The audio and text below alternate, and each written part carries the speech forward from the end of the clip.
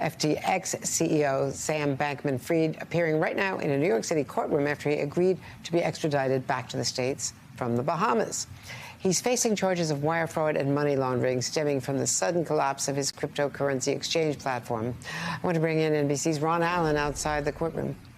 Ron, I understand that the judge just announced, and I'm trying to get my head around this, that Bankman-Fried will be released on bond. And this is after the Consumer Commodities Trading Commission estimated that there was an alleged $8 billion with a B dollar fraud of his customers, and a million customers, victims potentially in this whole thing. Yes, the bond is going to be $250 million, which the DOJ prosecutors said was the largest pretrial bond ever that they could think of. And it was proposed by the government. And the government said that they were offering this proposal in large part because he cooperated and he waived extradition and came voluntarily, came to the United States last night and didn't fight the extradition process. So that was something that worked in his favor. He has to surrender his passport. He's going to move out to California, to Palo Alto, where his parents live, and he has to live in his parents' home. He has to report there by 10 a.m. tomorrow morning to be fitted with an electronic monitoring device on his ankle. And the judge says that there will be strict pretrial supervision during this entire process. And that was the only time that Bankman-Fried was heard to say anything in court, when the judge asked him if he understood the consequences potentially if he didn't appear for his next court appearance and eventually if he jumped bail. And Bankman-Fried basically just said yes.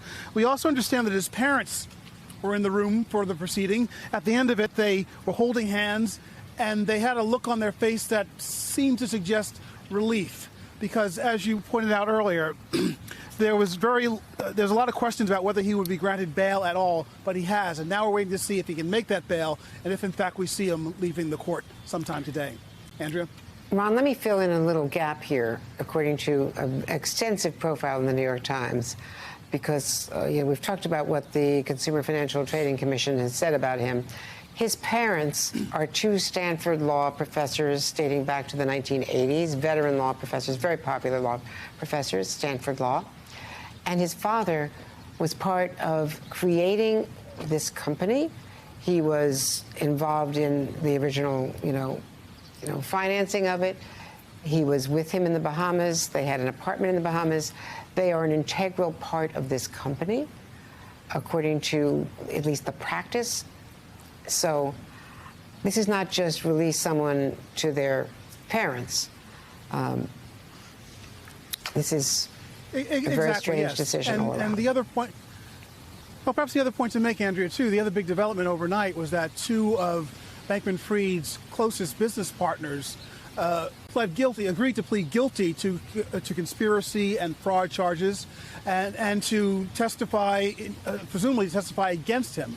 So the pressure really ramped up, and the government's case became even stronger overnight. But yes, it is striking, and it's going to be very upsetting, I would think, to the many victims of Bankman-Fried's alleged schemes, that he is being set free. But the judge and the prosecutor seem to agree that he was of marginal risk to the community, and that the real risk was of potential flight, of fleeing, but with an ankle monitor and being confined to Northern California. Apparently the judge seems to think that this is restrictive enough and that justice will be done. And again, we'll see if he's able to actually leave here today at some point.